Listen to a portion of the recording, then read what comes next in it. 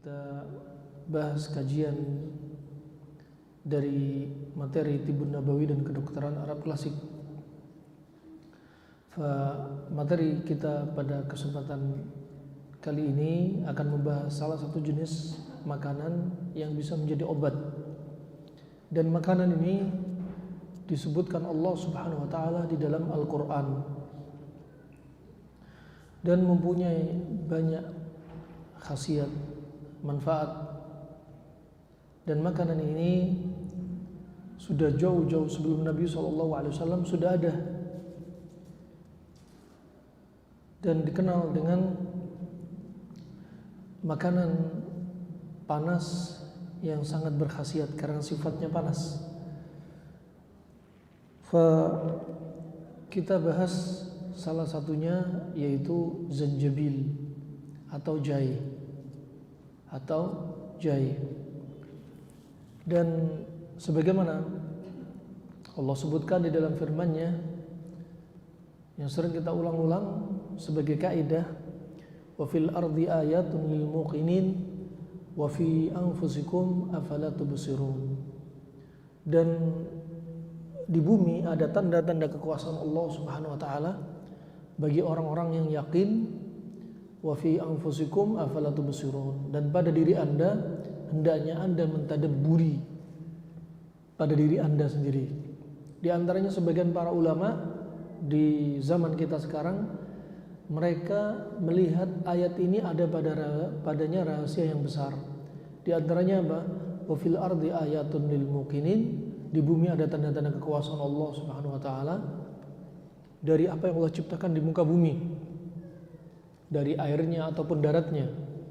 Air laut punya manfaat, ya. Kemudian yang hidup di dalam air laut juga bisa menjadi obat dari apa yang ada dalam misteri laut. Ganggangnya punya manfaat, ya. Kemudian juga hewan-hewan di laut juga punya manfaat, ya, kaya akan diantaranya nutrisi dan obat.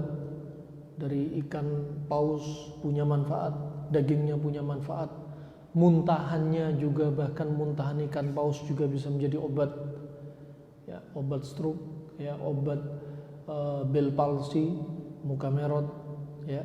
Kemudian juga subhanallah ikan hiu, livernya juga punya manfaat, siripnya punya manfaat, dagingnya punya manfaat. Begitu pula timun laut, ya, si cucumber atau gamat, dikenal dengan gamat, punya banyak manfaat. Sangat cocok untuk orang yang mengalami osteoporosis misalnya, cocok untuk mereka-mereka yang mengalami gagal ginjal, ya. Dan masih banyak yang lainnya yang belum kita sebutkan. Ini sebagai tanda-tanda kekuasaan Allah bagi orang yang beriman, biar tambah yakin dengan Allah dan ciptaannya, dengan keesaan Allah Subhanahu wa taala, rububiyahnya, sehingga melazimkan uluhiyahnya dan asma wa sifatnya. Dan subhanallah, dari ciptaan Allah yang ada di sungai juga demikian. Di sungai dari tanam-tanaman yang bisa menjadi obat, juga yang hidup di sekitar sungai. Hewannya pun juga bisa bermanfaat dari belutnya, ya. Kemudian juga ikan gabus pun juga demikian. Dan ikan-ikan tertentu bisa menjadi obat bagi penyakit kita. Nah, begitu pula di daratan. Allah ciptakan di daratan ada tanaman yang sembunyi di bawah tanah, punya manfaat. Ada tanaman yang di atas tanah, nempel di tanah, punya manfaat dan sifat yang berbeda. Contohnya pada jahe. Nah, karena dia tinggal di tanah tapi sifatnya panas, menjadi panas dan lembab. Nah, jika banyak airnya. Jika jahenya kering, katakan jahe merah atau jahe emprit, sifatnya menjadi panas kering. Ini perlu kita tadabburi. Begitu pula yang ada di muka bumi yang jauh dari tanah, ya. Biasanya orang lebih mengidentikan karena dekatnya dengan matahari, lebih condong bersifat panas. Nah, ini sudut pandang disiplin ilmu kedokteran Romawi, Yunani, Arab ataupun India yang berbeda-beda melihat apa? Ciptaan Allah Subhanahu wa taala. Nah, semua ini apa? Ada tentunya apa? Ada hikmah. hikmah untuk kita apa? Semakin mengagungkan ciptaan Allah. Kita hanya bisa mengatakan subhanallah, tabarakallah, dan lain sebagainya. Kita tadabburi diri kita. Wa fi anfusikum afala tubsirun. Dan hendaknya Anda tadabburi pada diri Anda. Pada diri Anda. Diri Anda seperti apa? Misalkan diri Anda punya masalah penyakit yang sifatnya panas. Berarti tadabburi sifat yang panas pada tubuh Anda. Cari ciptaan Allah yang ada di muka bumi yang punya sifat dingin sebagai obat bagi tubuh Anda. Subhanallah. Sehingga menjadi simpel sekali. Ketika kita mengetahui konsep seperti ini, demi Allah, sehat itu mudah, sehat itu murah. Ya. Yang mahal ya hidayah, istiqomah, dan jannahnya. Ini yang mahal. Nah, hidayah nggak bisa dibeli, istiqomah nggak bisa dibayar setahun sekali, sebulan sekali. Jannah juga demikian, sangatlah mahal. Sebagaimana Nabi SAW telah bersabda, ala sil'atallahi ghaliyah, ala sil'atallahi jannah. Ketahuilah bahwasanya barang perjual belian kita dengan Allah itu sangat mahal. Barang perjualan belian kita dengan Allah Subhanahu wa taala adalah surga, dan surga itu mahal. Ditempuh dengan apa? Susah payah di dunia. Di antaranya untuk menambah iman kita kepada Allah Subhanahu wa taala, mentadabburi apa yang ada di sekitar kita. Bukan hanya mentadabburi, sekaligus ingin mengetahui obat yang ada di sekitar kita yang bermanfaat untuk tubuh kita. Tidak lain sehat hanya untuk ketaatan kepada Allah Subhanahu wa taala. Kemudian Allah Subhanahu wa taala telah menyebutkan tentang zanjabil. Tentang zanjabil, yaitu jahe, sebagaimana di dalam firman Allah Subhanahu wa taala dalam surat Al-Insan ayat 17. Wa yusqawna fiha ka'san kana mizajuha zanjabila. Dan mereka, para penghuni surga, nanti akan dituangkan, dikasih minum pada gelas, yang gelas itu ada campurannya zanjabil. Ada campurannya zanjabil. Zanjabila yaitu apa? Jahe. Ibnu Katsir melihat bahwasanya gelas itu isinya khamr. Gelas itu isinya khamr dan campurannya ada zanjabil. Kadang campurannya ada kafur, sebagaimana dalam surat Al-Insan ayat yang kelima, innal abrara yashrabuna min ka'sin kana mizajuha kafura. Sesungguhnya orang-orang yang baik, mereka akan minum dari segelas, yaitu dari gelas yang di dalam campurannya ada kafura. Kafura yaitu apa? Tanaman kamper. Tanaman kamper, yaitu pohon kamper. Nah, atau dikenal zaman kita sekarang yaitu pohon kayu kamper. Kalau zaman kita kayu kamper itu ada dua, Ada kamper itu dibagi menjadi dua, kamper yang alami, ada kamper yang yaitu apa? Buatan sintetik. Kamper yang sintetik itu dikenal di zaman kita sekarang namanya kapur barus. Adapun yang alami kamper yang alami memang dari pohon kamper. Nah, dan dari pohon kamper ini disebutkan Ibnu Katsir rahimahullahu taala ketika menyebutkan ayat mizajuha zanjabila, campurannya itu jahe, dan jahe itu sifatnya panas.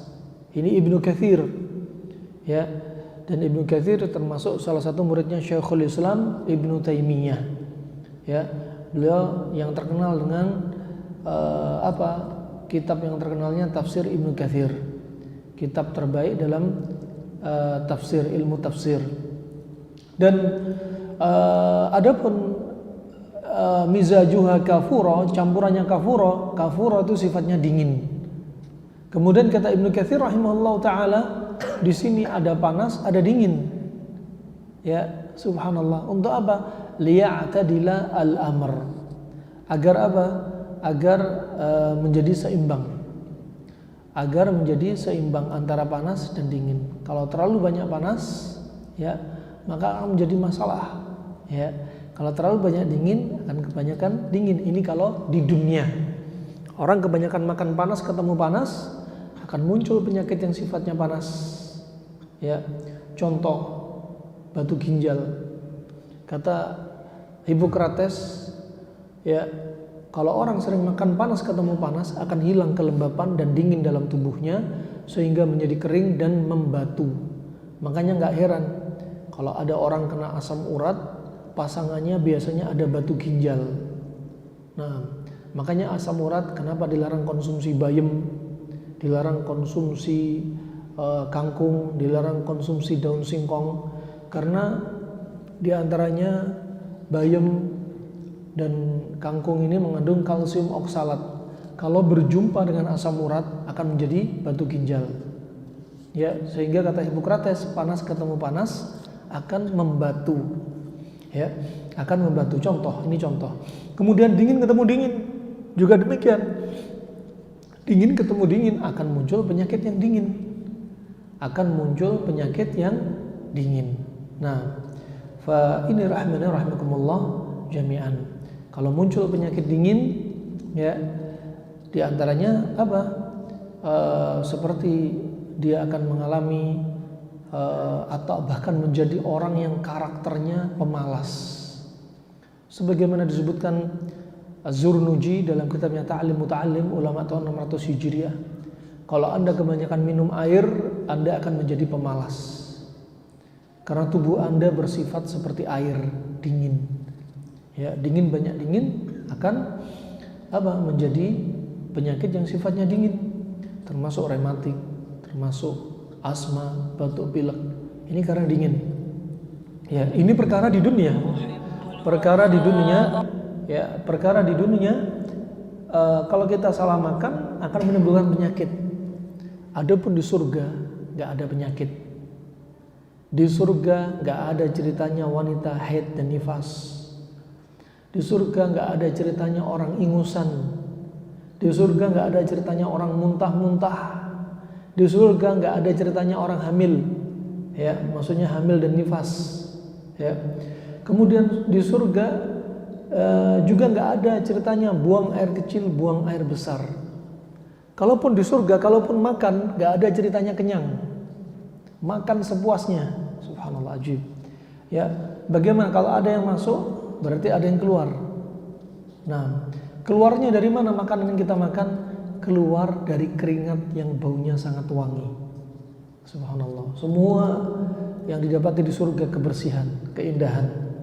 Nah, fa ini rahimakumullah jami'an. Ya, fa walaupun di surga ternyata disebutkan Ibnu Katsir, ternyata ada juga makanan sifat panas, makanan sifat dingin untuk apa? Liya'tadila al-amr, agar menjadi selalu seimbang. Ternyata ada juga panas dingin, tapi di surga nggak ada penyakit. Ya, nggak ada penyakit. Wa subhanallah, syahidnya di antaranya pula Ibnu Katsir, para ulama, juga Al-Hafidz Ibnu Hajar, ya, dan apalagi yang sebelum mereka, Ibnu Muflih, Ibnu Qayyim, Al-Baghdadi, ya, kemudian Ibnu Sina, kemudian juga Ar-Razi, kemudian juga Imam Bukhari, ya, Imam Muslim, Abu Daud, Tirmidzi. Ternyata para ulama tahu dengan konsep panas dingin. Ya, sampai Imam Bukhari membuat judul tersendiri, bab al-jama' bainal launaini fil akli bimarrah. Bab mengkombinasi dua sifat makanan sekaligus. Ini menunjukkan apa? Fakihnya Imam Bukhari sampai membuat judul masalah makanan. Nah, membuat judul masalah makanan. Begitu pula salah satu masyayikh di zaman kita seperti Syekh Abdul Razak bin Abdul Muhsin, ketika dia melewati satu hadis Aisyah radhiyallahu anha, riwayat Abu Daud dan Tirmidzi, ya, dan juga hadis riwayat Ibnu Majah dari Aisyah radhiyallahu anha, ketika Aisyah menyebutkan hadis langsung dari lisannya Nabi ketika makan kurma rutab dengan semangka, kemudian Nabi berkata, panasnya kurma rutab dinetralkan dengan dinginnya semangka.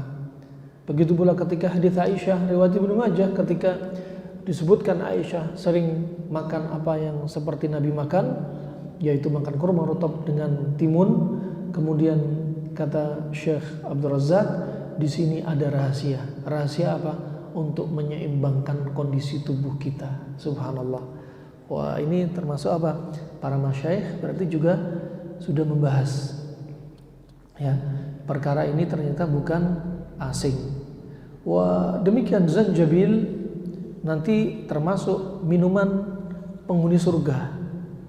Jahe termasuk minuman penghuni surga. Tapi yang perlu diingat di sini satu. Ya.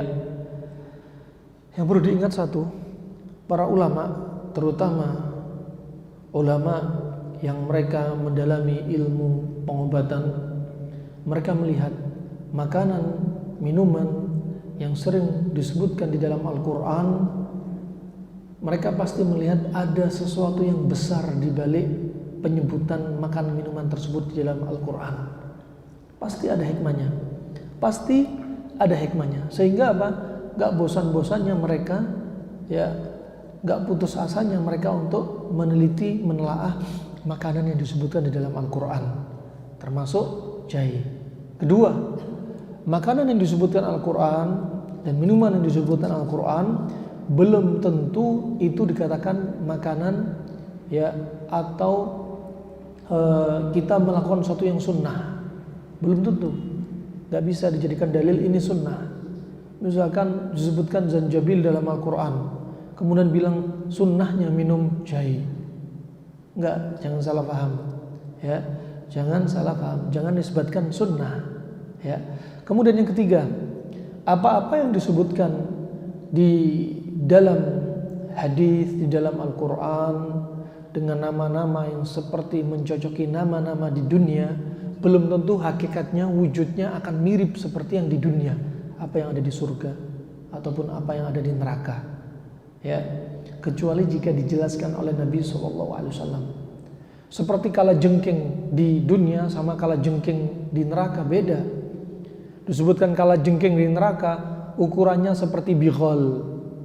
Aslinya kita nggak tahu kalajengkingnya ukurannya kayak apa. Tapi kalau Nabi menjelaskan ukurannya seperti bighal, yaitu perkawinan antara kuda dan keledai. Ya, kalajengking tugasnya menyengat mereka. Ya, menunggu mereka di tepi neraka. Neraka itu sangat luas dan nanti ada tepi-tepinya. Penghuni neraka lari ke arah tepi neraka, lari dari tempat siksaan mereka, dan di tepi neraka disebutkan Ibnu Katsir dalam tafsir surat Al-Mu'minun, di tepi neraka mereka dijaga, ditunggu oleh ular. Ada ular, ada kalajengking. Nunggu penghuni neraka yang kabur dari siksaan, ditunggu di tepi. Disebutkan Allah dalam surat Al-Mu'minun ini, wahum kalihun, yaitu wajah mereka dihisap sama ular sampai mukanya rata. Nah, ini diantaranya apa? Ada disebutkan hewan di neraka, tapi ukurannya beda, wujudnya beda, dan kita nggak diberi beban oleh Allah dan Rasulnya untuk membagaimanakan hewan tersebut. Cukup menerima kabar gaib dari Allah melalui lisannya Rasulullah SAW. Begitu pula di dunia, di surga nanti ada rumman, ada delima, ada jahe, ada anggur, ya, dan lain sebagainya, ya. Tapi apa? Jangan dibayangkan sama. Jahenya sama, delimanya sama. Nama bisa jadi sama, tapi apa? Hakikatnya beda. Sebagaimana Nabi SAW telah bersabda dari hadits Al-Qudsi, ketika Allah Subhanahu wa taala berfirman dalam hadits ini, a'adtu li'ibadiyas salihina ma la 'ainun ra'at wa la udhunun sami'at wa la khatara fi qalbil bashar. Kata Allah Subhanahu wa taala, aku siapkan untuk hambaku yang baik, ya, hambaku yang saleh, dengan apa-apa yang enggak pernah mereka lihat. Disiapin di surga, mereka nggak pernah ngebayangin, mereka nggak pernah ngeliat, ya, walaupun ada namanya anggur, tapi anggurnya beda. Nah, dan mereka nggak pernah mendengar apa yang ada di surga. Sebenarnya mereka nggak dengar di dunia. Ya, nama sama tapi hakikatnya beda. dan mereka sama sekali nggak terbetik di benak mereka. Subhanallah, ini sayangnya Allah. Nah, walaupun nama sama jahe, tapi jahenya beda. Kemudian yang berikutnya, poin yang berikutnya, ketika kita bahas hikmah dari tanaman, makanan, minuman yang disebutkan di dalam Al-Quran, ya, hikmah ini bukan berarti kita melazimkan ini sunnah. Maksudnya kita bahas hikmah, pertama kita biar bisa mengambil manfaatnya. Yang kedua, untuk menambah iman kita. Untuk menambah iman kita. Nah, sebagaimana tadi disebutkan dalam surat Al-Dzariyat, wa fil ardi ayatun lil muqinin. Dan di bumi ada tanda-tanda kekuasaan Allah bagi orang-orang yang yakin. Semakin kita tahu hikmahnya, semakin yakin. Itu yang dimaukan. Nah, itu yang dimaukan. Fa subhanallah, ini diantaranya ulama membahas hikmahnya dan khasiatnya dari tanaman yang disebutkan di dalam Al-Quran. Yang disebutkan di dalam Al-Quran banyak sekali yang disebutkan dalam Al-Quran, seperti al-kitha, timun, al-fum, bawang putih, al-baqal atau al-ful, kemudian juga al-basal, bawang merah, adas, juga ada adas, juga bahkan disebutkan Allah Subhanahu wa taala ketika berfirman dalam surat Al-Baqarah ayat 61, wa id qultum ya Musa lan nasbira ala ta'amin wahidin fad'u lana rabbak yukhrij lana mimma tunbitul ard min baqliha wa kithaiha wa fumiha wa adasiha wa basaliha. Di sini umatnya Nabi Musa meminta kepada Nabi Musa, wahai Musa, kami ini nggak bisa sabar makan dengan satu jenis makanan. Maka mintalah kepada Rabb kamu, ya, mintalah kepada Rabb kamu untuk dikeluarkan, yaitu dari bumi ini untuk kami. Itu apa? Dari baqliha, wa kithaiha, wa fumiha, wa adasiha, wa basaliha. Mereka nggak sabar dengan satu jenis makanan. Mereka maunya dengan makanan yang bervariasi. Nah, ini diantaranya disebutkan sebagai bahan tadabbur oleh Ibnu Qayyim rahimahullah ta'ala. Kalau zaman dahulu mereka memang ingin makanan gak satu sifat juga, ya. Juga diantaranya Ibnu Qayyim juga menjadikan bahan tadabbur bukan sebagai dalil dan hujjah, bukan, tapi hanya sebagai bahan tadabbur dalam surat Yasin ayat 36. Subhanalladzi khalaqal azwaja kullaha mimma tunbitul ardu min anfusihim wa mimma la ya'lamun. Maha suci Allah Subhanahu wa taala yang menjadikan segala sesuatu berpasang-pasangan, ya, dari yang tumbuh di muka bumi ini. Termasuk berpasang-pasangan, makanya kalau makan berpasang-pasangan. Apa yang kita makan? Kenapa? Karena organ tubuh kita juga berpasang-pasangan. Ada di dalam tubuh kita ada organ sifatnya panas, ada organ sifatnya dingin. Maka makanan yang dimakan juga demikian, ada panas, ada dingin, biar sama-sama seimbang. Organnya antara satu dengan yang lainnya tidak terjadi ketimpangan, ya, nggak terjadi ketimpangan, satunya panas berlebihan, yang satunya dingin, yang satunya dinginnya kurang, sehingga akan muncul penyakit sifatnya panas, ya. Ini ya disebutkan juga diantaranya di dalam Al-Quran ada al-khamt, al-ithil, yaitu tanaman yang diberikan sebagai balasan bagi kaumnya Ratu Saba yang mereka kufur nikmat, ya, yaitu kaumnya Ratu Bilqis. Adapun penamaan Bilqis hadisnya lemah. Cukuplah kita katakan Ratu Saba. Ratu Saba sekarang di Yaman Utara, ya, di Yaman Utara, di dekat ibu kota Son'a. Sampai sekarang tempat penyembahan matahari, tiang-tiangnya juga ada, masih ada. Dan oleh pihak Amerika mau dibangun lagi, mau disusun lagi, ya, sebagai tempat bersejarah. Nah, kemudian juga ada qamh wa sumbulah, jenis gandum. Gandum-ganduman juga disebutkan di dalam Al-Quran. At-talah juga demikian, pisang disebutkan di dalam Al-Quran. At-tin wa zaitun, zanjabil, jahe juga disebutkan. Delima juga ada dalam Al-Quran. Qadhab itu juga ada disebutkan, termasuk tanaman di dalam Al-Quran. Al-yaqtin, al-yaqtin itu seperti apa? labu kuning atau pumpkin. Wa ambatna alaihi syajaratan min yaqtin. Ya, dan kami tumbuhkan padanya yaitu tanaman yaqtin. Yaqtin itu seperti pumpkin. Ya, labu-labu ada dua, labu yang lonjong, labu yang bulat. Ya, seperti pumpkin, dan dua-duanya sifatnya adalah dingin. Ya, juga tanaman sider juga disebutkan dalam Al-Quran. Masih banyak lagi. Pada kesempatan kali ini kita akan konsen ke az-zanjabil, yaitu jahe. Disebutkan dalam riwayat Abu Nu'aim dalam kitab At-Tibb Nabawi dari hadis Abi Sa'id Al-Khudri. Namanya Abu Sa'id Al-Khudri adalah Sa'ad bin Malik bin Sinan. Sa'ad bin Malik bin Sinan. Demikian para ibu-ibu, bapak-bapak juga harus sering ajarkan kepada anak-anak tokoh-tokoh dari para sahabat. Ya, mereka adalah tokoh-tokoh Islam. Ya, jangan sampai namanya pemain sepak bola hafal, ya, namanya penyanyi hafal, namanya pemain ini dan itu dari urusan duniawi hafal, tapi nama-nama tokoh Islam yang menegakkan Islam sampai Islam jaya, sampai Allah bersumpah wal asr, demi masa sebaik-baik masa, yaitu masanya Nabi bersama para sahabatnya radhiyallahu anhum ajmain. Ini di antara salah satu tafsir al-asr, ya, enggak tahu namanya para sahabat radhiyallahu anhum ajmain. Ya, bahkan para ulama menyebutkan kita memberi nama anak kita dengan nama sahabat dapat pahala tersendiri. Ya, membeli nama dengan nama-nama orang-orang saleh di masa silam bisa menjadi nilai pahala sendiri. Ya, jangan kasih namanya orang barat. Ya, apalagi tokoh-tokoh, ya, orang-orang yang memusuhi Islam. Subhanallah. Ini termasuk apa? Kalah pertama ini sebelum berperang. Ya, masuk sholat pakai namanya pemain sepak bola, ya, Yahudi lagi. Subhanallah, ya, musuhnya Islam. Di belakangnya ngelihat namanya juga pemain sepak bola ini. Nasallahu afiyah. Wah, ini termasuk kalah sebelum berperang. Masuk ke tempat ibadah mengagungkan nama-nama mereka.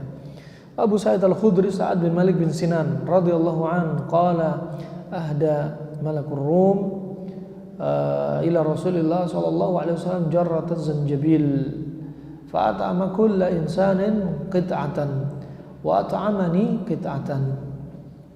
Ya, bahwasanya Raja Romawi pernah menghadiahkan kepada Nabi sallallahu alaihi wasallam, ya, yaitu zanjabil dengan jumlah yang banyak, menghadiahkan jahe, ya. Kemudian mencicipkan atau memberikan kepada semua manusia sepotong-sepotong biar tahu rasanya jahe. Ya, biar tahu rasanya jahe. Dan kemudian aku juga ikut merasakan sepotong dari jahe ini. Alhasil hadis ini, ya, termasuk hadis yang mungkar jiddan, hadis yang sangat lemah, berarti dikeluarkan oleh At-Tabari dalam Tahdzibil Athar wal Uqaili wa Fid Du'afa, dan telah dihukumi oleh Imam Dhahabi dalam Al-Mizan. Disebutkan hadis ini apa? Fihi nakarah, ya. Maka enggak bisa disandarkan sebagai dalil. Kemudian az-zanjabil atau jahe ini sifatnya adalah harun fi tsaniyah. Sifatnya adalah panas stadium 2, radbun fil ula, dan lembab stadium pertama. Jadi dia panas lembab derajat kedua dan lembab pada derajat pertama. Wa muskhanun mu'inun ala hadmi ta'am. Dia bermanfaat untuk memanaskan dan membantu pencernaan makanan. Ya, dan di antara tempat pencernaan makanan adalah di liver. Tempat pencernaan makanan adalah di liver, dan liver butuh pemanas. Ya, makanya ketika ada masalah hepatitis, penyakit liver, ya, sering terjadi apa? Kenapa timbul masalah kuning, ya? Apalagi penyakit kuning, jaundice, ikterus, ya, matanya kuning, tangannya kuning, kakinya kuning, kulitnya kuning. Kenapa? Karena ada sumbatan di mana? Sulcus bilirubin. Saluran bilirubin antara liver dan empedu tersumbat. Ya, Ibnu Qayyim menyebutkan kenapa tersumbat, karena ada sifat dingin dan lembab menyumbat saluran ini. Ya. Makanya untuk membuka sumbatan ini Ibnu Qayyim menganjurkan apa? Konsumsi kurma. Pertama, kurma ini adalah ya kesepakatan kedokteran Yunani, Arab dan Cina klasik bahwasanya di antara manfaat kurma ya, dan kurma ini adalah makanan yang paling cocok untuk liver dan limpa ketika perut kosong. Makanya Nabi sering sahur menunya apa? Nabi sahurnya seringnya menunya apa ibu-ibu? Kurma. Tapi ibu sahurnya menunya apa? Nah, rendang, opor ayam. Padahal cukup sahur kurma. Makanya Nabi bersabda dari hadis Anas bin Malik riwayat Abu Daud, "Ni'ma suhurul mu'min at-tamr." Senikmat-nikmat menunya, sahurnya seorang mukmin adalah kurma. Buka puasanya Nabi pakai apa? Pakai kurma rutop. Dari sahurnya pakai kurma kering, tamr. Bukanya pakai kurma rutop kalau ada. Kalau nggak ada pakai kurma kering juga nggak apa.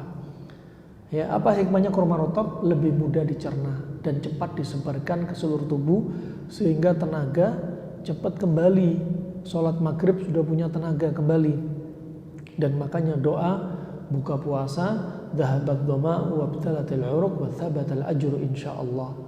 Ya, telah hilanglah rasa dahaga, telah terbasahilah tenggorokan dengan apa? Kurma rutop, kurma basah di antaranya. Nah, jangan kurma rutop, ya, gorengan, sambusa, es buah, masya Allah masih makan nasi, baru sholat maghrib, kemudian makan ronde kedua lagi. Ya. Wah, ini apa nggak dapat hikmahnya puasa nanti? Nah, hikmah puasa dari sisi apa? Dari sisi dunia kesehatan. Kemudian juga berikutnya ketika bayi baru lahir disebutkan apa? Pakai tahnik. Tahniknya pakai kurma. Nah, kata Imam Ahmad kalau nggak dapat kurma dengan madu. Kalau nggak dapat madu dengan sari tebu atau pohon tebu di zaman silam. Kalau disebutkan sukar, tebu atau gula di masa silam itu maksudnya adalah pohon tebu, bukan gula pasir.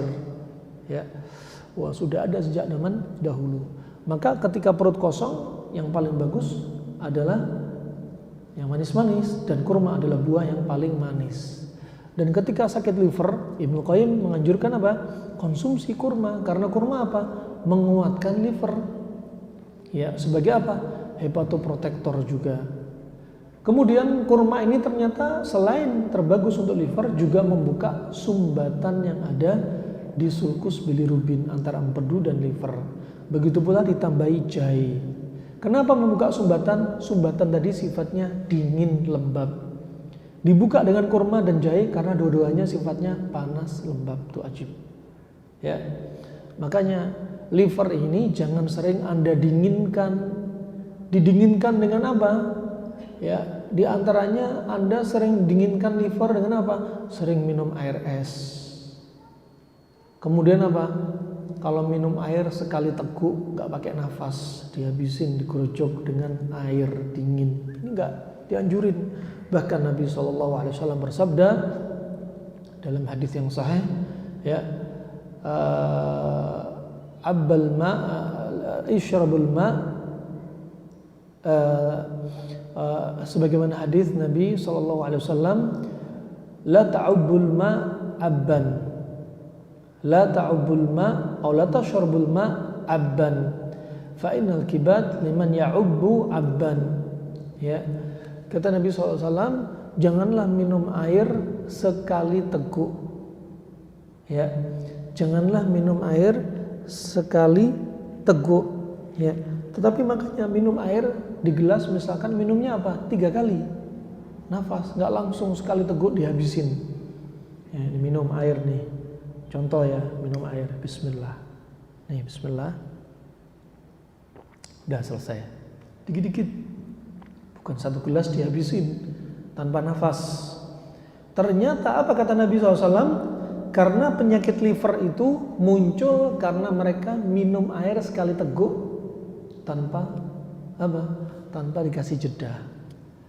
Kata Ibnu Qayyim apa? Bahayanya dari sisi apa? Satu, liver akan menjadi lemah karena dingin yang diturunkan dalam waktu drastis. Makanya pelan-pelan, subhanallah, indahnya Islam. Coba urusan makan aja diajarin oleh Rasulullah SAW. Kemudian yang kedua, bahayanya apa? Ketika kita minum air, ya, minum air, bismillah. Air masuk, ya, air masuk dalam tenggorokan misalkan, ya, terus ketika masuk ke dalam perut kita, kemudian apa? Akan keluar hawa atau bakhar. Hawa panas dalam perut akan keluar, naik. Sehingga apa? Saya berganti, minum lagi air, uap naik. Tapi kalau Anda sekali minum air dihabisin satu teguk tanpa nafas, akhirnya apa? Kata Ibnu Qayyim, akan bertabrakan antara air dengan uap bakhar tadi. Sehingga apa? Sayuhdithu al-amrad al-khabith, akan menyebabkan penyakit yang menjijikkan dan buruk. Coba indahnya ajaran Islam, bayangin, ya, kalau minum aja ini diajarin. Makanya liver jangan sampai dilemahkan dengan apa? Sering konsumsi es, minum sekali teguk, ya, minum sambil berdiri, ya.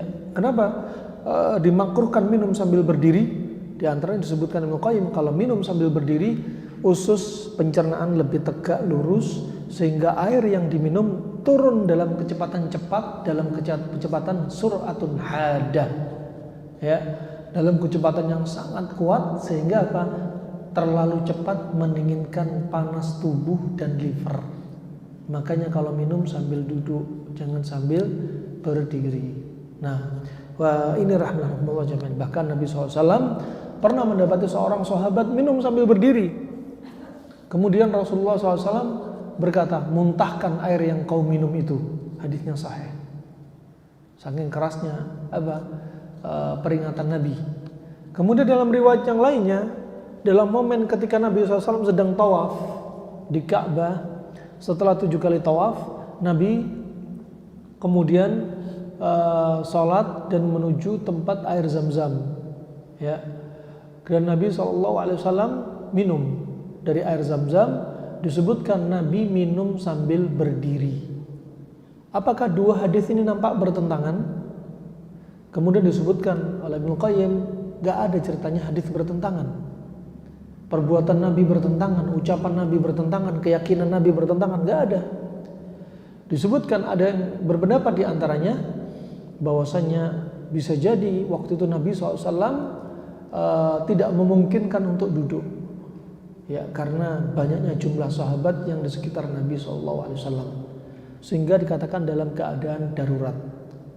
Pendapat yang kedua, minum sambil berdiri mubah atau boleh, tapi nggak dapat pahala sunnah, ya. Pendapat yang ketiga, minum sambil duduk adalah yang terbaik dan dia mendapat pahala sunnah, Ini rahmatullah jami'an, ya. Dan sekali lagi, kalau Anda mengajarkan kepada anak Anda, nak, kalau minum sambil duduk, nak, ini sunnah, tapi Anda sendiri minum sambil berdiri. Ini makanya dikatakan guru kencing berdiri, murid kencing berlari.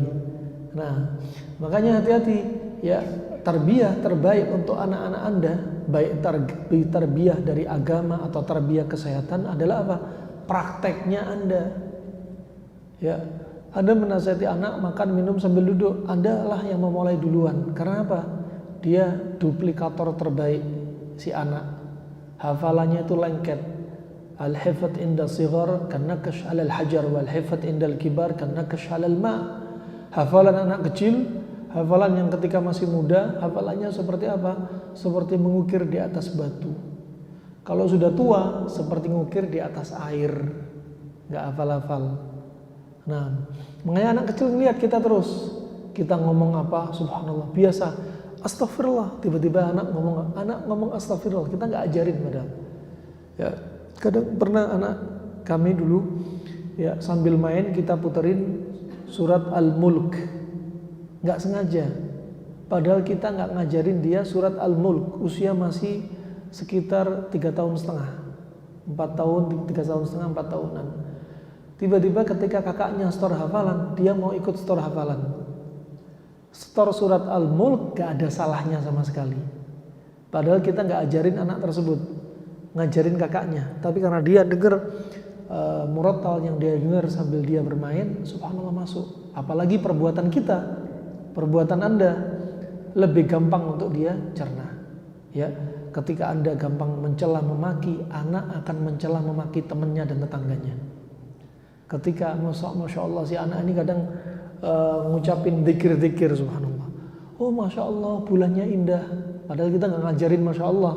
Tiba-tiba dia tahu kapan kata-kata itu dipraktekkan cocok. Nah, ini rahimakumullah apa akan menjadi amal jariah Anda, sengaja ataupun nggak sengaja. Selama Anda berbuat kebaikan ditiru oleh mereka. Subhanallah. Wah, ini minum tadi apa? Sambil duduk. Ini yang terbaik. Kemudian rahimakumullah, berarti apa? Pencernaan kita ini perlu dijaga. Nah, makanya orang yang sering banyak minum air, apa di antara sebabnya? Livernya lemah, pencernaan lemah, ya. Minum air, airnya air biasa, bukan air es, bukan air minuman instan. Kita nggak bicara konteks air minuman instan, air es, tapi air biasa saja kalau diminum berlebihan akan menyebabkan tubuh dingin. Ya, kalau tubuhnya dingin, pencernaan lemah. Pencernaan lemah, ginjal ikut dingin, lemah. Akhirnya menjadi pemalas, pencernaan juga lambat, ya, dan lain sebagainya. Ini rahmani wa rahmakumullah jami'an. Juga subhanallah, Nabi sendiri juga mengingatkan dalam sabdanya, innallaha idza ahabba abdan hamahu fid dunya kama yahmi ahadukum saqimahu alma. Sesungguhnya Allah jika mencintai seorang hamba, Allah akan jaga hamba tersebut di dunia. Allah kalau cinta pada kita, Allah akan jaga kita. Dijaga dari apa? Kesyirikan. Dijaga dari apa? Amalan yang tidak dicontohkan Nabi. Dijaga dari apa? Kemaksiatan. Dijaga dari kekufuran. Dijaga dari segala keburukan. Itu cara Allah menjaga kita di dunia. Bagaimana caranya menjaganya? Kama yahmi ahadukum saqimahu alma. Cara Allah menjaga kita adalah apa? Sebagaimana apa?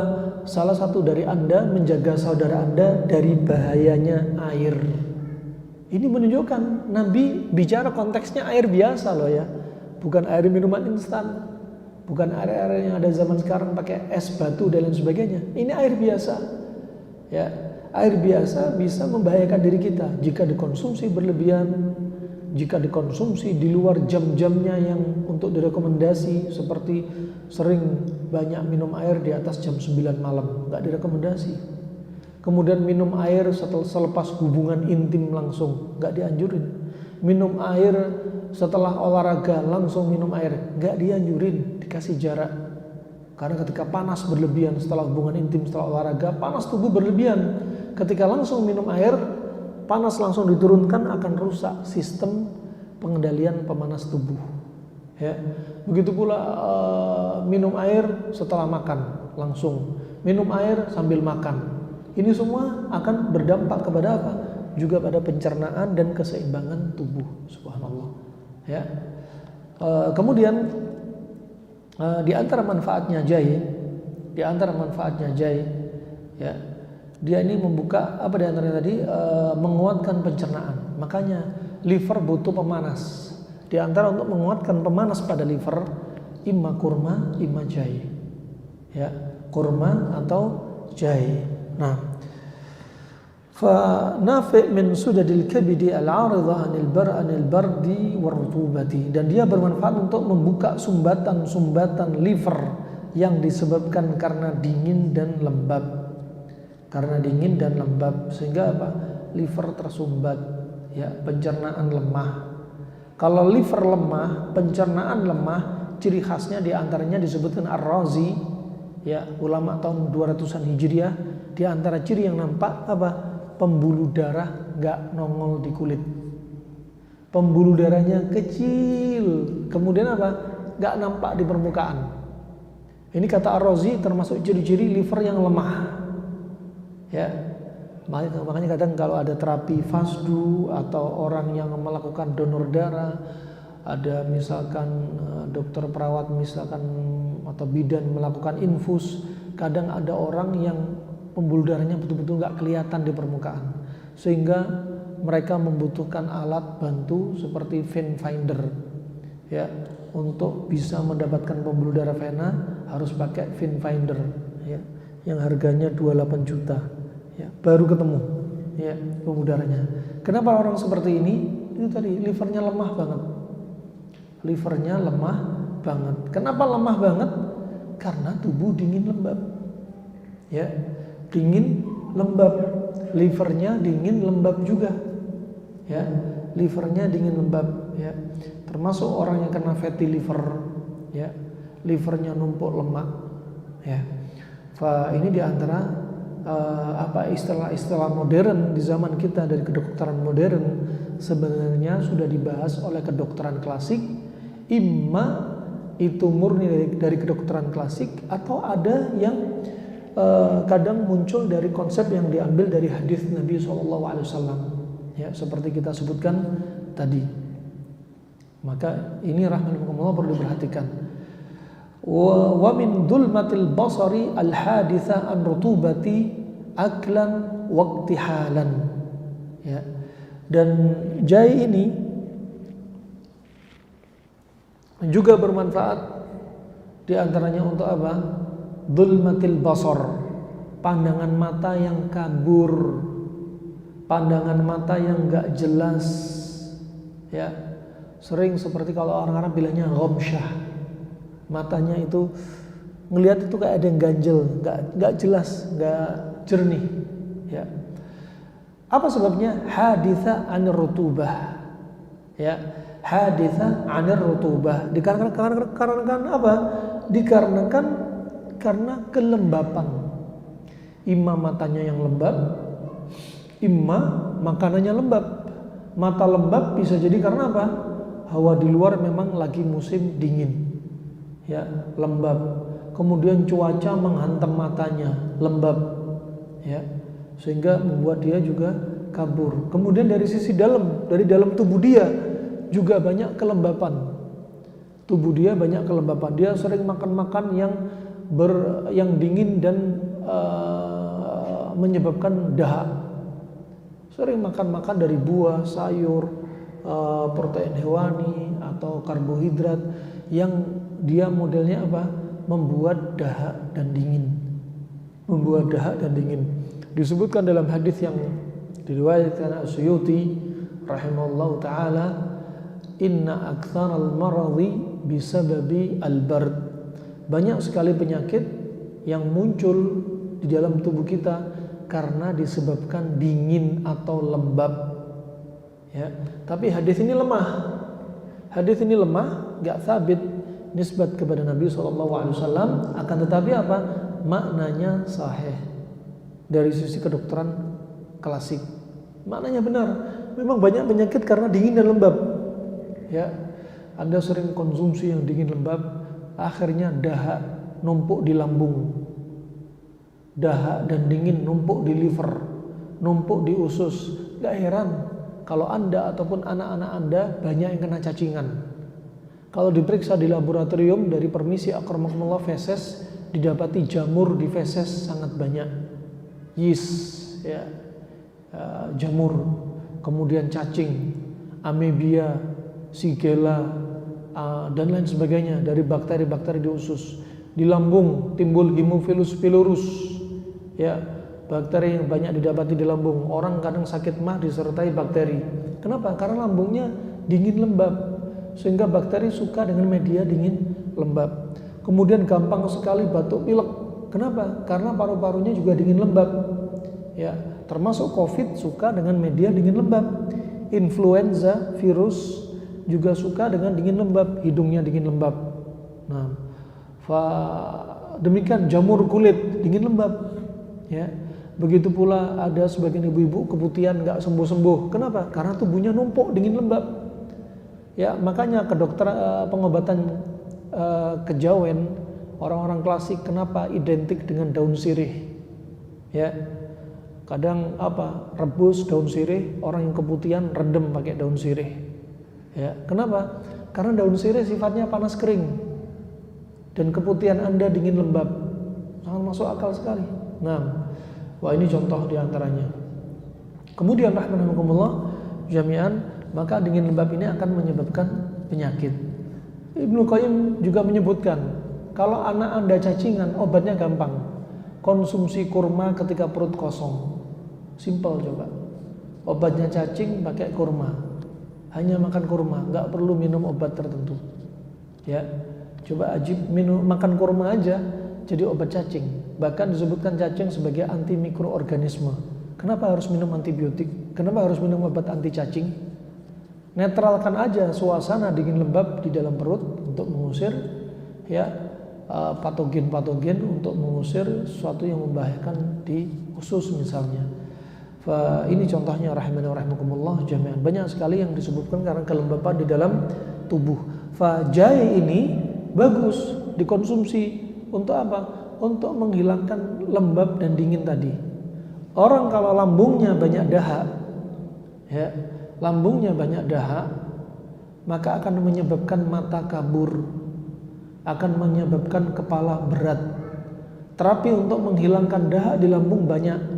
Di antaranya terapi apa? Terapi kayak memuntahkan apa yang ada di lambung.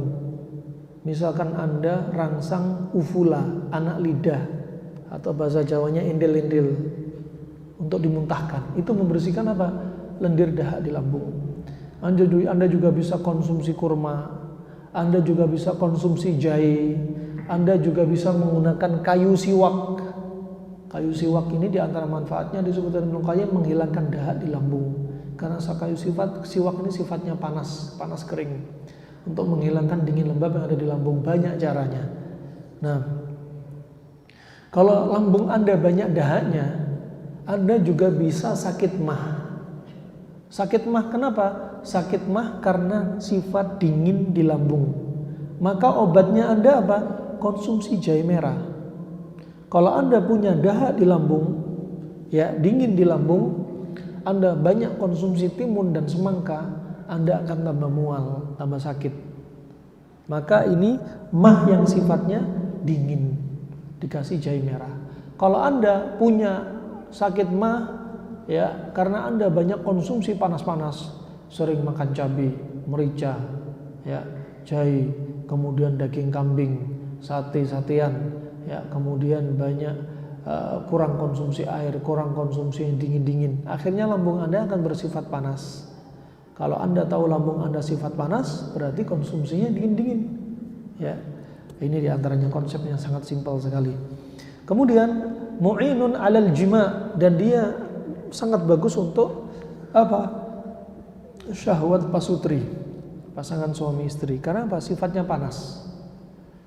Kenapa sangat cocok? Iya, karena orang yang permisi, impotensi, orang yang ejakulasi dini, ya, orang yang syahwatnya letoy, ya, katakan frigid, ya. Ini semua sama. Kira-kira sebabnya apa? Panas apa dingin, ibu-ibu? Panas apa dingin? Dingin, ya. Karena dingin, banyak minum air, kemudian panasnya kurang, ya. Penyebabnya banyak. Ada yang disebabkan karena stres juga bisa, ya.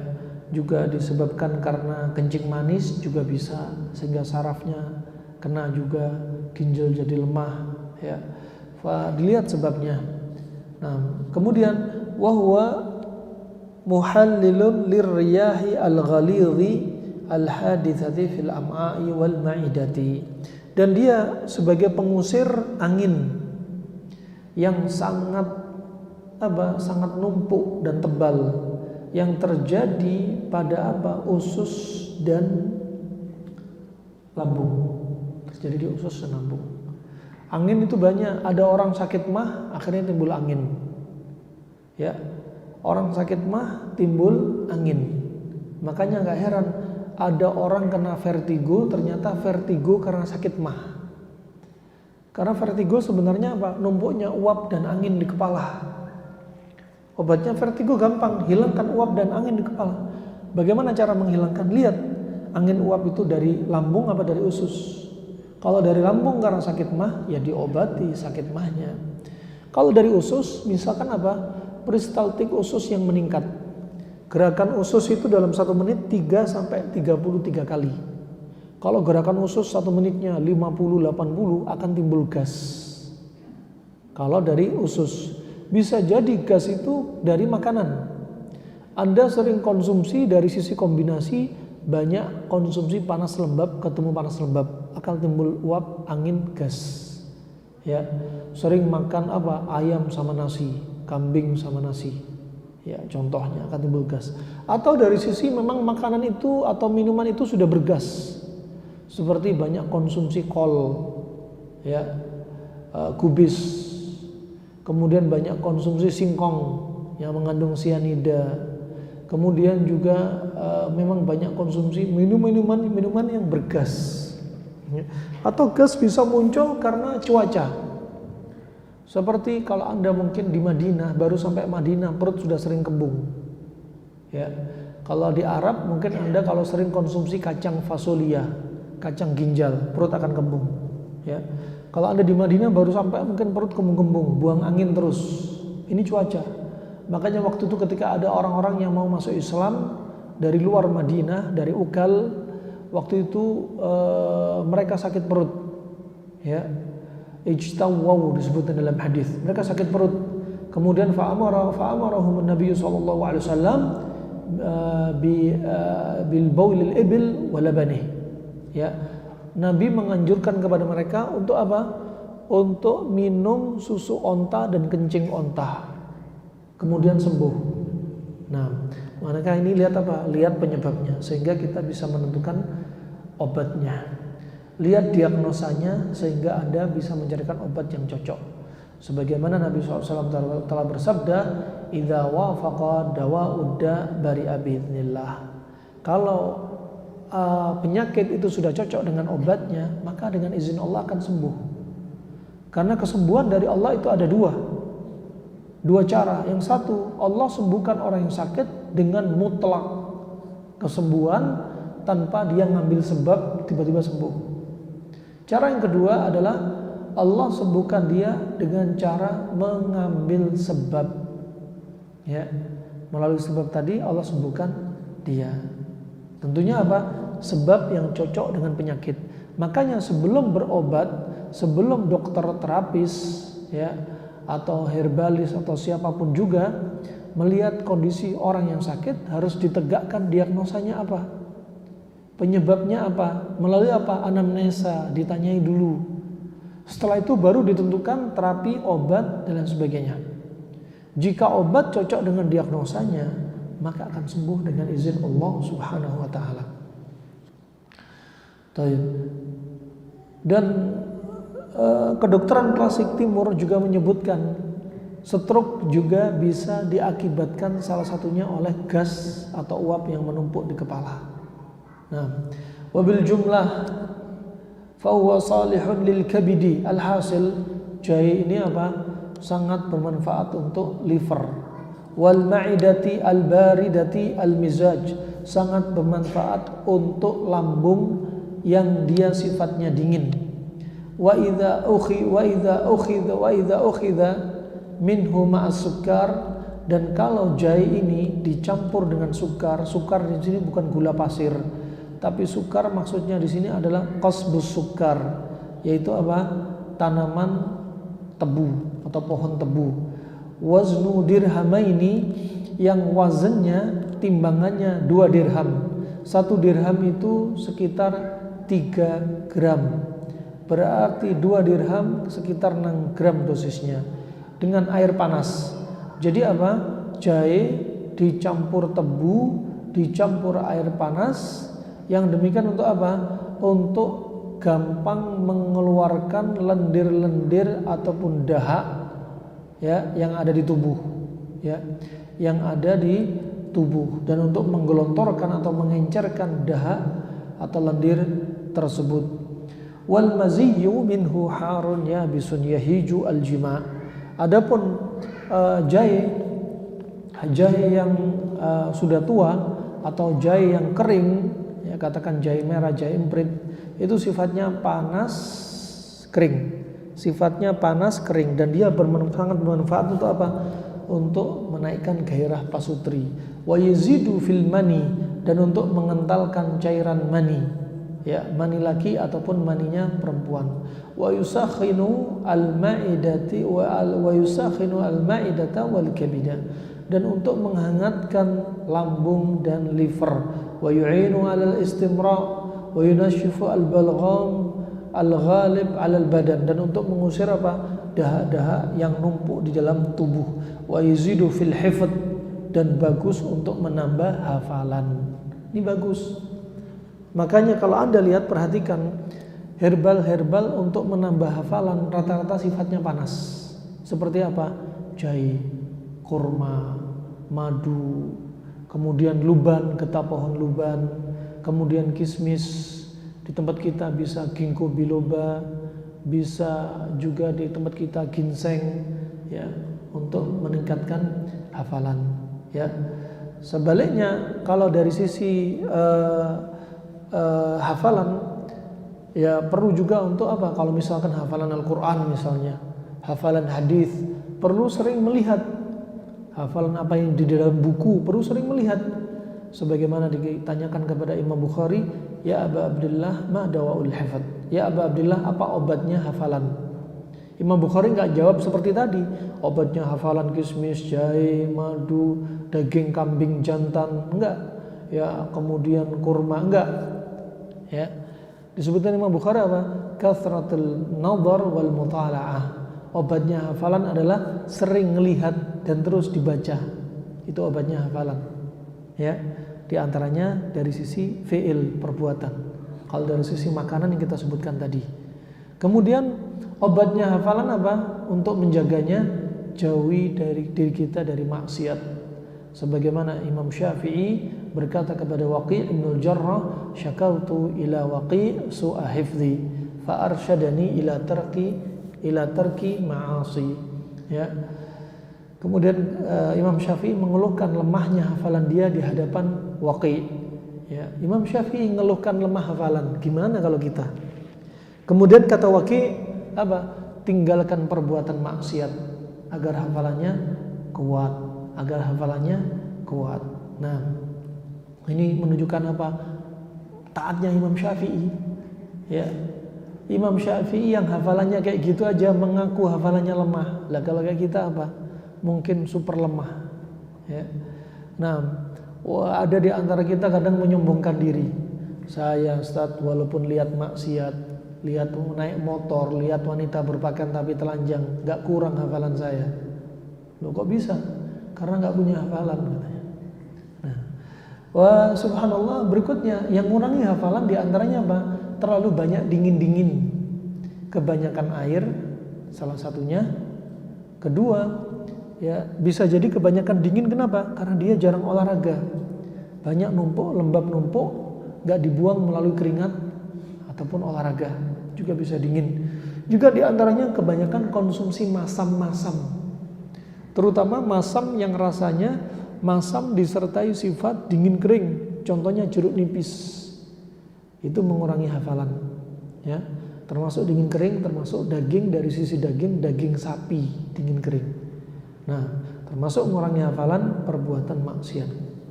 Nah, wa yuwafiqu bardal kabidi wal ma'idati, dan dia sangat cocok, ya, untuk apa? Mengobati dinginnya hati dan lambung. Wa yuzilu ballataha al haditha min aklil fakihah, dan untuk menghilangkan basahnya, lembabnya lambung atau liver karena disebabkan makan buah-buahan. Buah-buah yang dingin lembab seperti apa? Seperti semangka, seperti pepaya, seperti buah naga, ya ini dingin lembab misalnya. Kalau sayur seperti timun, ya kebanyakan timun, ini dingin lembab, ya. Wa yutayyibu an-nakah. Di antara manfaat jahe adalah untuk membuat aroma masakan lebih enak, ya. Nah, makanya dikasih jahe, ya. Nah, kemudian wa yudfa'u bihi dararul at'ima al-ghalidha al-baridah, dan bermanfaat untuk apa? Untuk menetralkan makanan-makanan yang betul-betul dinginnya sangat dingin, apalagi dingin ekstrim. Jahe penggunaannya banyak, bisa digunakan dengan cara diminum, ya. Dosisnya kalau Anda pakai dosis, jangan dibilang kedokteran Arab klasik itu nggak teruji coba. Kenapa? Karena nggak tahu dosisnya. Salah. Orang di masa silam untuk mengkonsumsi makanan obat itu nggak perlu ditimbang juga bisa. Mereka pakai konsep kalau rimpang-rimpangan, akar-akaran, ya itu pakai dosisnya 1 ibu jari. Kalau serbuk-serbukan, dosisnya seperti kuku pada ibu jari, ya. Kalau misalkan biji-bijian, dosisnya bisa 1 cumut, seperti habatus soda masih utuh 1 cumut. Kalau dosisnya bunga-bungaan atau dosisnya daun-daunan, dosisnya 1 genggam. Simpel banget. Gak harus Anda gunakan misalkan jahe 20 gram sampai 30 gram, kacang hijau 40 gram, kayu manis 20 gram, cengkeh 20 gram. Kalau Anda lagi hidup di hutan, susah bawa timbangan, ya. Pakai aja dosis yang seperti ini, simpel. Makanya sehat itu mudah, sehat itu murah. Dosis pun sangat gampang sekali, ya. Dosis juga sangat gampang. Contoh, Nabi SAW nggak menyebutkan dosis pada ekor kambing untuk orang yang nyeri pinggang. Hadis riwayat Abu Daud dari Ibnu Majah disebutkan pertama, Anda lihat, ilaju irqin nasa, ya, obatnya nyeri pinggang isialgia, 1 penyakitnya disebutkan. Kemudian aliyatul kibish, ya, atau dalam riwayat aliyatu syatin a'rabiyah, kambingnya kambing gibas, ya, penyakitnya. Kemudian jenis obatnya, yaitu ekor kambing gibas. Kemudian disebutkan caranya, tudab, dimasak, dilelehkan, direbus dengan air. Kemudian dosisnya, yujza thalatha, dibagi menjadi 3 bagian. Kemudian yang kelima, kapan cara minumnya? Yushrab ala rik, diminum ketika perut kosong. Jelas sekali. Kenapa diminum perut kosong? Biar diserap sama usus maksimal. Kalau Anda sambil makan atau minum minuman herbal atau obat jamu dari makanan ini sambil makan nasi, sambil makan daging, ya akan berkurang reaksinya, bisa 40% sampai 60%. Reaksi ekor kambing akan berkurang, ya. Dan rata-rata pengobatan Arab klasik 1 penyakit 1 obat. Gak dibilang jahe ditambahi merica, tambahi garam, tambahi kapulaga, tambahi kayu manis, tambahi cengkeh, sampai enggak, ekor kambing. Masya Allah, ya. Jahe juga bisa digunakan untuk penggunaan luar, ya. Misal pada orang yang mengalami kalaf itu kulitnya muncul warna hitam, jahe di slice, digosok-gosokin, ya, digosok-gosokin.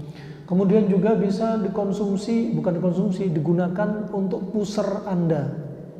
Di orang-orang Arab sampai detik ini, mereka kalau ingin mengecilkan perut, membuang racun di perut, mereka menggunakan jahe.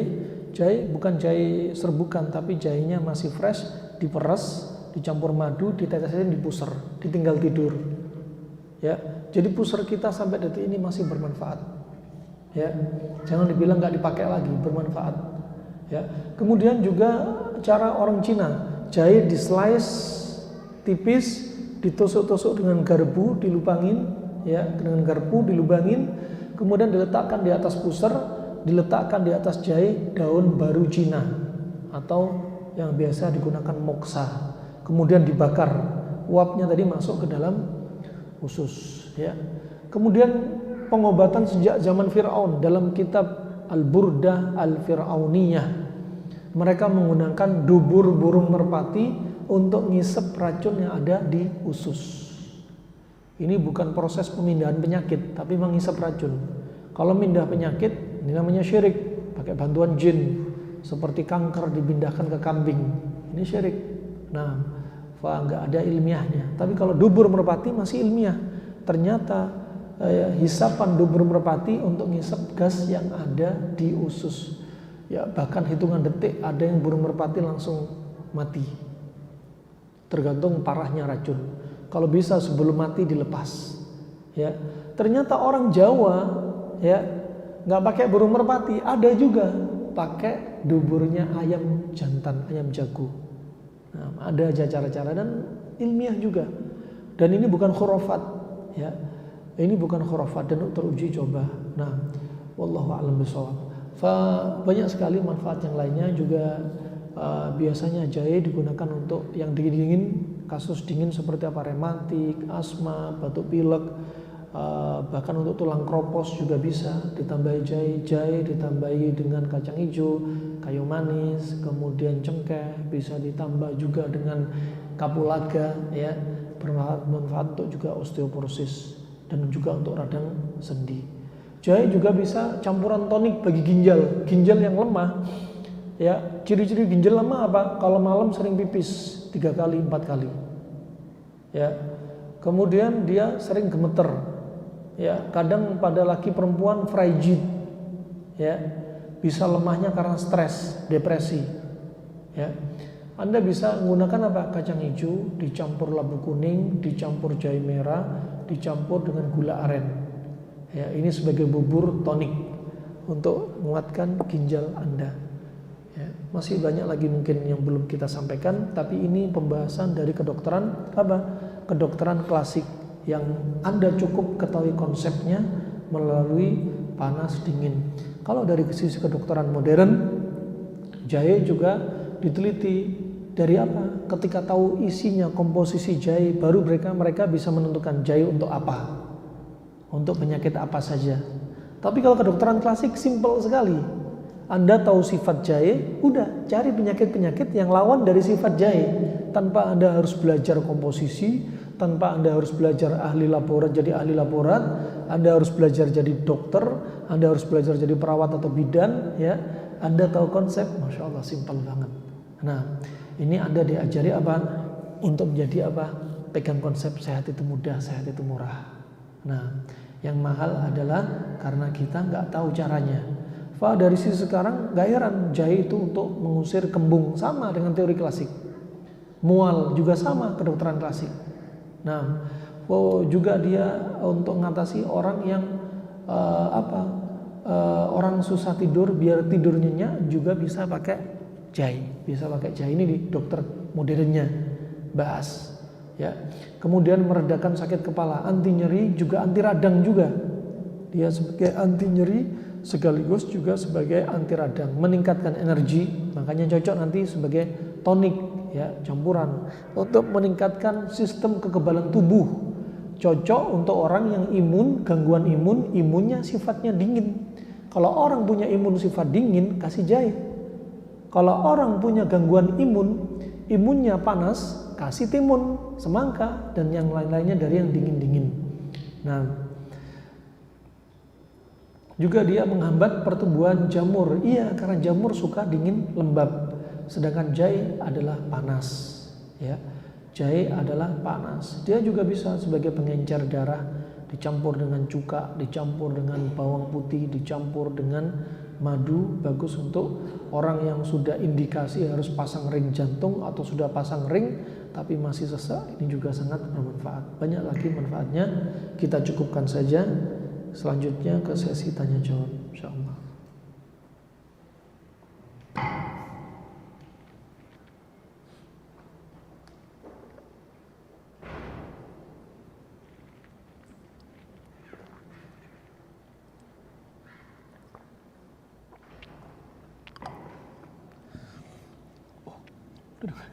Tapi belum ada pertanyaan. Apakah alternatif untuk sarapan selain kurma dan semangka? Kurma dan lemon, berapa banyak kita minum air putih dalam sehari semalam? Selain kurma dan semangka, silakan yang manis-manis. Yang manis-manis kalau bisa jangan tepung-tepungan, roti manis, jangan. Cari buah-buah lainnya yang manis, tidak mengapa. Kenapa? Karena yang manis pertama bagus untuk liver dan limpa. Kedua, buah ini mudah dicerna. Karena di pagi hari jam 4 sampai jam 12 kalau kita nggak puasa, itu jam-jamnya kita sedang mencuci racun. Kalau sedang mencuci racun, organ tubuh kita sudah lelah. Kalau organ tubuh kita lelah, jangan ditambah lelah dengan apa? Makanan kita yang berat. Ya, ketika Anda puasa, jam cuci racunnya dari subuh sampai maghrib, lebih panjang. Makanya paling bagus puasanya kurma. Ya, puasanya kurma. Kebiasaan orang Indonesia kadang ditanya, Pak, Bu, sudah sarapan belum? Belum nih, tadi pagi cuma makan kurma. La ilaha illallah, kurma nggak dianggap sarapan. Nah, berapa banyak kita minum air putih? Beda-beda, tergantung kebutuhan kita, aktivitas kita. Anda misalkan kerja di sawah, di bawah terik matahari, jelas butuh air. Ya, Anda misalkan sedang jogging olahraga, jelas butuh air lebih. Tapi jangan ketika selepas jogging langsung minum air, sambil jogging sambil minum air, jangan, dijauhi. Ya, kasih jarak. Ya, selepas hubungan intim langsung minum air, jangan, dikasih jarak. Selepas hubungan intim langsung mandi janabah, jangan, dikasih jarak. Selepas olahraga jangan langsung mandi atau nyemplung kulem, kasih jarak dulu biar turunnya panas pelan-pelan. Minum air seperti apa? Beda-beda kebutuhan orang. Gak bisa katakan minum air itu minimalnya 2-3 liter. Tunggu dulu. Al-Quran sudah berbicara dalam firman Allah Subhanahu wa ta'ala, surat Al-A'raf ayat 31, wa kulu washrabu wa la tusrifu. Makan dan minumlah Anda, jangan berlebihan. Minum gak boleh berlebihan. Kegiatan di rumah, hanya nonton TV misalnya, punya ART, punya babysitter untuk ngerawat, istri dimanjakan sama suami, ya, gak ada aktivitas, ya, tugasnya makan, ngemil, nonton TV. Subhanallah. Ya, akhirnya apa? Ya, tubuhnya bakal dingin, lembab. Akhirnya apa? Hafalan Al-Quran 5 ayat mungkin bisa 5 hari jadinya. Subhanallah. Kemudian apa? Gampang lupa, gampang ngantuk, lemes, gak punya gairah. Diajak jalan-jalan sama suaminya gak mau, diajak rutinitas malam hari sama suaminya mager, mas, ya. Ini kenapa? Sudah dingin, ya. Beda antara orang diem sama orang gerak, ya. Standarnya dari apa berarti? Apa dilihat dari liter? Gak bisa dilihat dari liter. Anda makan buah ada airnya, Anda makan sop ada airnya, masih ditambahi air 2 liter 3 liter, ya kebanyakan. Dilihat dari apa? Simple banget, cukup lihat air kemih Anda. Bukan berarti setiap ngemih, air kemih, buang air kemih dilihat terus pipisnya, enggak. Sekali-kali dilihat kalau air pipisnya putih ke arah kuning, kuning bersih, jernih, oke, itu udah normal, cukup. Kalau air kemihnya putih setiap hari, berarti tubuh Anda terlalu apa? Terlalu dingin. Kalau air kemihnya kuning pekat, berarti tubuh Anda sedang sangat kurang air sehingga kepanasan. Udah simpel itu aja. Begitu pula kalau olahraga. Menurut Ibnu Qayyim rahimahullah, olahraga standarnya berapa jam, ibu-ibu, bapak? Standarnya berapa jam olahraga? Ada yang bilang setengah jam, ada yang bilang 1 jam. Beda-beda dong. Anak kecil, orang tua, wanita, ya, laki-laki, kemudian orang gemuk, orang kurus, beda-beda. Mungkin orang obesitas berat badan 150 kilo olahraga setengah jam, ya, nggak keluar keringatnya. Ya. Kata Ibnu Qayyim apa? Olahraga, standar olahraga cukup dikatakan olahraga sehat kalau apa? Warna kulit sudah kemerahan. Ajib banget tuh, sangat masuk akal. Ya, kalau kulitnya warnanya hitam gimana? Ya. Lihat bibirnya kemerahan, telapak tangannya kemerahan, udah cukup. Menunjukkan apa? Peredaran darah sudah lancar. Itu beda-beda makanya. Ya. Kemudian obat asam urat apa? Banyak sekali jalan menuju kota Roma. Kita katakan banyak jalan menuju kota Mekah. Banyak jalan menuju kesembuhan. Obat asam urat banyak. Asam urat panas apa dingin? Panas. Obatnya banyak sekali. Cari dingin-dingin. Anda misalkan bikin rendaman timun, ya, timun direndam dari maghrib atau dari isya, direndam, paginya diminum, pagi bikin lagi, diminum malamnya. Tapi kalau sudah sembuh ya selesai. Kalau diminum terus-menerus biar nggak kena asam urat lagi, ya lama-lama Anda menjadi dingin. Ya, sudah cukup sampai sudah Anda dalam kondisi sehat, dihentikan. Nggak ada ceritanya Anda minum obat seumur hidup, mau obat kimia atau obat herbal, nggak ada, nggak boleh. Karena akan ada saatnya tubuh kita dalam batas normal. Dari ketimpangan ke kanan dikasih obat, ketimpangan kanan misalkan penyakitnya panas, kasih obat yang dingin. Setelah dikasih obat, makanan, minuman, herbal dingin menjadi normal, sudah berhenti. Kalau sudah dingin, sudah batas normal, sudah netral, kemudian tetap minum dingin, akhirnya akan muncul penyakit yang lain, penyakit yang dingin, dan demikian pula sebaliknya. Ya, apa obat asam urat? Banyak, tinggal pilih yang mana. Anda mau pakai pace, mengkudu, bisa, direndam pun bisa. Ya, Anda mau pakai diantaranya semangka, kulit semangka, bisa. Ya, kulit semangka dipotong-potong, direndam, bisa, dicincang-cincang kemudian direndam, bisa. Banyak sekali. Mau pakai daun salam, daun sirsa, bisa. Nah, dan juga penting obat yaitu apa? Jauhi pantangan. Jangan banyak melinjo, jeruan, kepala-kepala hewan, ya tahu tempe dikurangi, ya makanan sifat panas juga dikurangi, nasi dikurangi, daging merah dikurangi. Assalamualaikum warahmatullahi wabarakatuh. Ana ingin bertanya bagaimana cara mengobati sakit gigi yang dikarenakan lubang. Kalau ada lubang berarti ditambal, ya, ditambal lubangnya, ya. Pergi ke dokter gigi untuk ditambal lubangnya. Dan ditambal lubang biasanya sama dokter dinasihatin kalau giginya diketuk dengan besi, kalau katakan kita coba sendiri dengan sendok masih sakit di tempat lubangnya, nggak boleh ditambal, harus dihilangkan dulu infeksinya. Bisa ditetesin propolis dulu, ya, bisa dengan jahe, bisa dengan cuka ditetesin. Minum yang ideal sehari berapa liter sudah dibahas. Bagaimana kalau ada terapi air putih? Air putih terapi digunakan untuk siapa? Untuk orang yang kebanyakan sifat panas. Ya. Bahkan dulu Syekh Albani rahimahullah taala dia pernah berobat ketika dia mengalami gangguan pencernaan. Berobat ke dokter nggak sembuh-sembuh.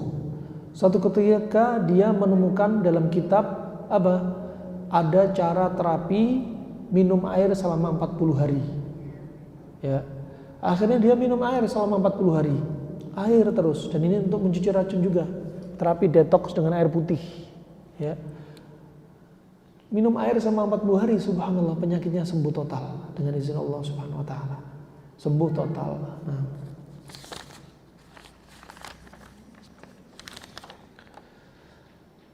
Anda bertanya kalau ada penyakit lambung atau mah apakah minum jahe ada pengaruhnya? Kalau lambung Anda dingin, minum jahe justru itu obat.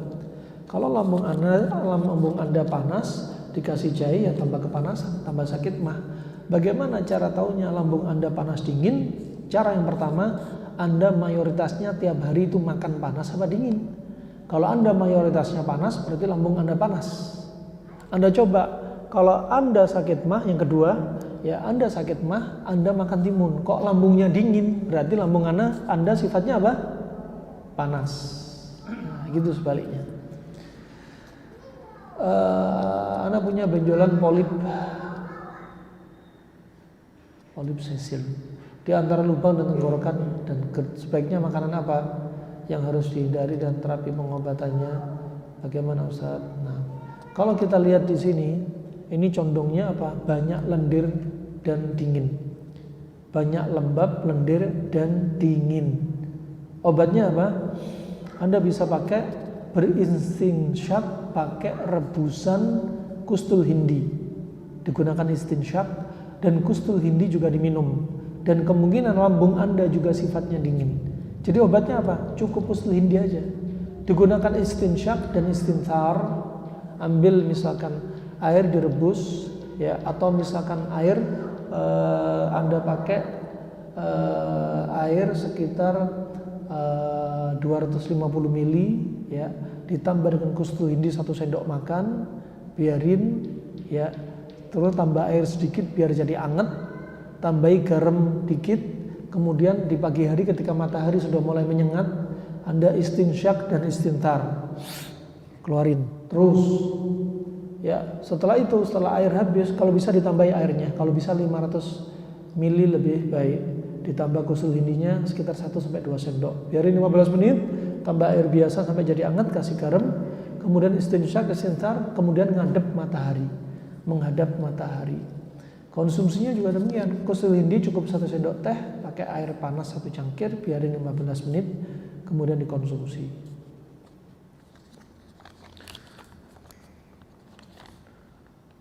Masjid di kampung saya bersebelahan dengan makam kuburan warga yang hanya dibatasi dengan tanaman pohon pisang dan rumput liar. Sekarang tanaman tersebut ditebang, tinggal menyisakan pohon pisang. Hanya ada 1 atau 2 saja. Apakah sholat di masjid tersebut sah? Sholatnya sah. Ya. Cuma itu tadi dari sisi apa? Saddud dhara'i. Saddud dhara'i apa? Biar kita nggak terjatuh dalam kesyirikan, dicegah sekecil apapun. Makanya Anda lihat kalau Anda sholat jenazah, ada rukuknya enggak ada rukuk, ada sujudnya enggak, lebih-lebih enggak ada. Ini menunjukkan sujud di hadapan mayit, rukuk di hadapan mayit enggak boleh. Demikian pula kuburan. Asalnya kuburan itu harus jauh dari masjid. Mau di luar, dari sisi depan, kiri, kanan, samping, belakang, apalagi di dalamnya masjid.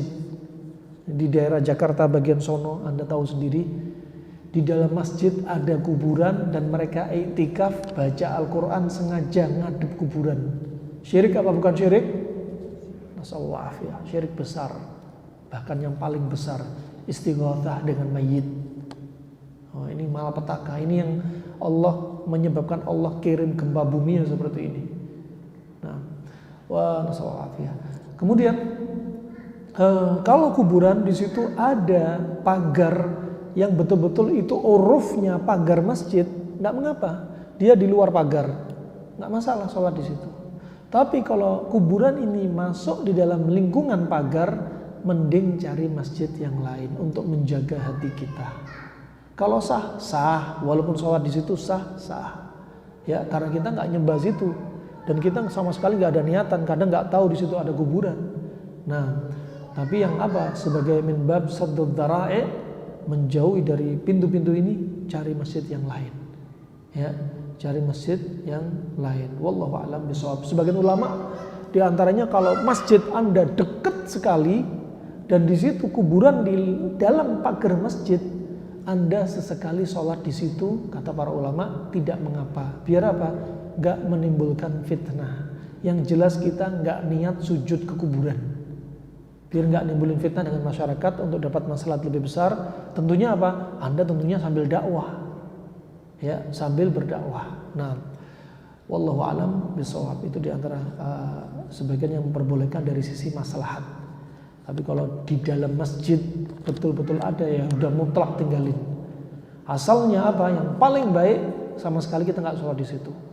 Tapi kalau Anda memang tetangganya masjid itu, ya, sesekali sambil untuk menjaga hati mereka, gak salah paham juga, sambil Anda juga dakwah pelan-pelan masuk sampai ujung-ujungnya dakwah Anda diterima, sampai kuburan dipindah, itu ajib dengan melalui perantara Anda. Nah, wallahu a'lam bishawab. Bagaimana pendapat kedokteran anak klasik mengenai imunisasi? Apakah imunisasi anak balita itu dianjurin? Ya, sebagian ulama menganjurkan imunisasi sebagaimana hadis tentang kurma ajwa. Hadis Nabi SAW, man tasabbaha bi sab'i tamaratin lam yadhurhu fi dzalikal yawm as-sihr wala sum. Barang siapa makan 7 butir kurma ajwa, dalam riwayat enggak disebutin ajwa, di pagi hari, maka terhindarlah dari diri dia dari pagi, dalam riwayat sampai malam, dari sihir dan jin, dari sihir dan racun. Ini di antara mereka ulama yang membolehkan imunisasi dari hadis ini. Ya, beristinbat dengan hadis ini. Ya, biar nggak kena virus, bakteri, ya, sebagaimana biar nggak kena sihir dan nggak kena racun, maka makan kurma ajwa.